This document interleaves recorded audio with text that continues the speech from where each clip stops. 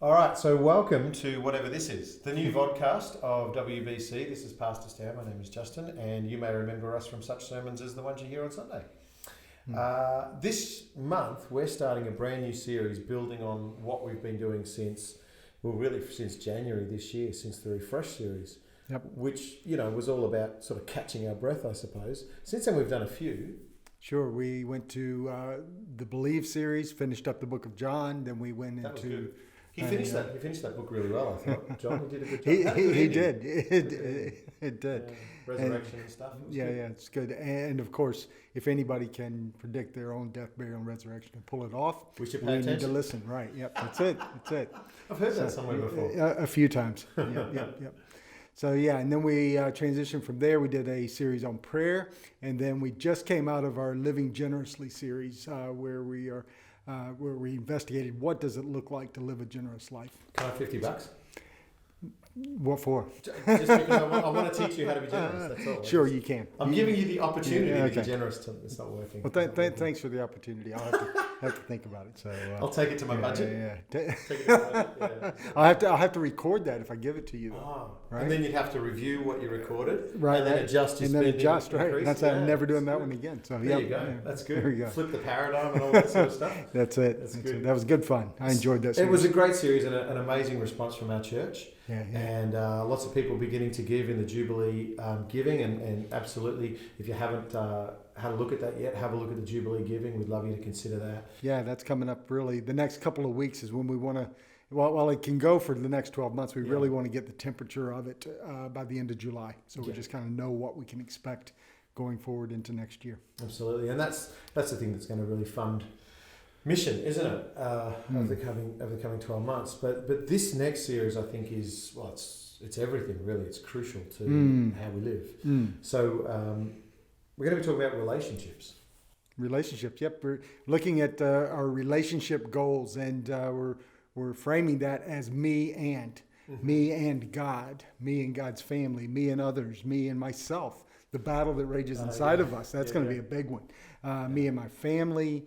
We'll talk about marriage. We'll talk about kids. We'll talk about distant relatives, even that we wish we could forget about sometimes. We'll talk about me and my work and how should we live our lives in the workplace. And then the last one, my wife Deanna, she's going to tell us about me and the devil. So yeah. She's not talking about you. No. Right. It's me and she drew the short straw on that, so she gets to talk about the devil and our relationship with the devil. Wow. So what was the motivation to bring this series to us? Yeah, the motivation for me was when I was on holidays. I do my best thinking and planning when I'm on holidays. I was thinking about really discipleship in our church and our own spiritual growth. And as I thought through that and was praying through that, I realized that our spiritual growth, our spiritual lives, our discipleship, if you will, is actually always played out in the context of relationships. Right. So if we understand how to do all of these relationships well, starting with our relationship with God, and then how it flows out into our relationship with others, then we're going to be growing spiritually, mentally, physically, all those things, because we're doing relationships well. So that's going to cause us to be growing. And the converse of that is, if we're not doing it well, that's going to be causing. That'll cause us to be normal. Right. If we're not doing relationships well, that's fairly normal, sadly, in the world that we live in our own personal worlds. We all struggle with these. So that's really the motivation, is that we can grow in our faith and in our relationship with God, but also have that expressed in this area of relationships. Yeah, I think that, the most difficult thing is that when we tap into these arenas, we start to talk about our past and what effect that might have on us. Things like, even I guess, there's interpersonal stuff, but there's also what you think of God's church, if God's church has hurt you in different ways and things like that. Whether God's let you down, those sort of things. I guess these are some of the areas that we want to encourage people to be allowing themselves to process. For sure, because we all have wounds and scars that are caused by relationships that haven't gone well. While relationships can be our greatest source of joy, they can also be our deepest pain. And relationships are perhaps the most difficult area of life every person on the planet has to navigate. So it's vital that we understand those relationships. And yeah, there will be some pain that will come out through this, and hopefully the people will be able to process that in a healthy way and realize that there's lots of relationships even that we learn about historically through the pages of Scripture that people didn't do relationship well, but God is gracious and God is generous in that. So is there any context in which you're going to help us go live in a cave and hide away from all the relationships? is there an option for that? Yeah, I've told you many times I want my office down at the other end of the property all by myself. But well, you'd get a lot more of your doctorate written, wouldn't you?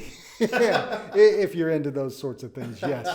So this is actually the beginning of your doctorate, is that right? Yeah. So this is going to be covering throughout term 3. And I know our youth leadership team are going to be bringing this to the youth encounter nights as well.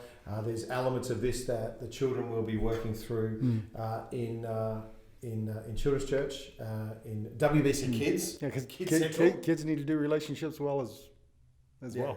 Yeah. And ultimately what we're saying is WBC is a multi-generational church, multi-ethnic, and we cover the spectrum of personalities, people, nationalities, all of the above.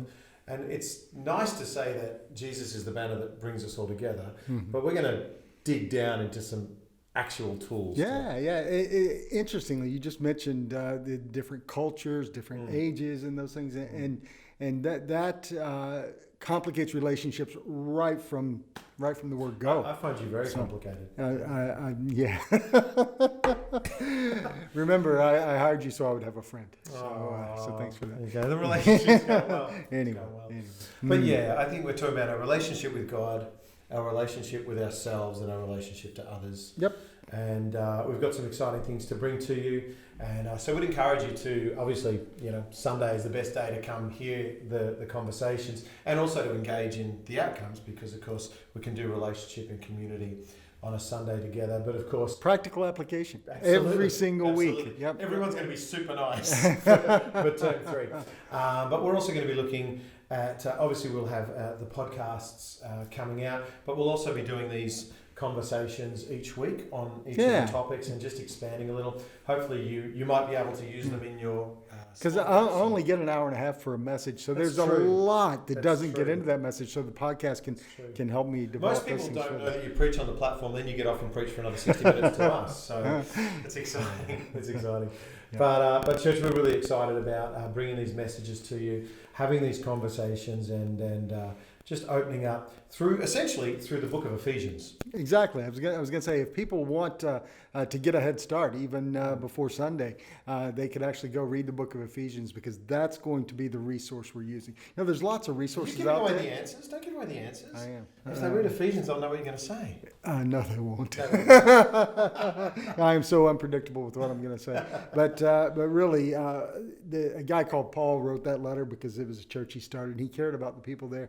And he's really telling them how to live the Christian life. And as I've said before, it's all played out through relationships. So really excited about this series and what it can do in our lives.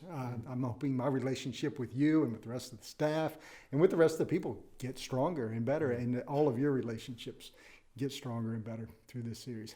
So come early for a coffee on Sunday, hook into the podcast, and we'll try and do a few more of these vodcasts, and let's cheer each other on as we talk through the book of Ephesians and talk about relationships together. Relationship goals, mate. Relationship goals there is. All right, give me the $50. Cheers. Give me the $50.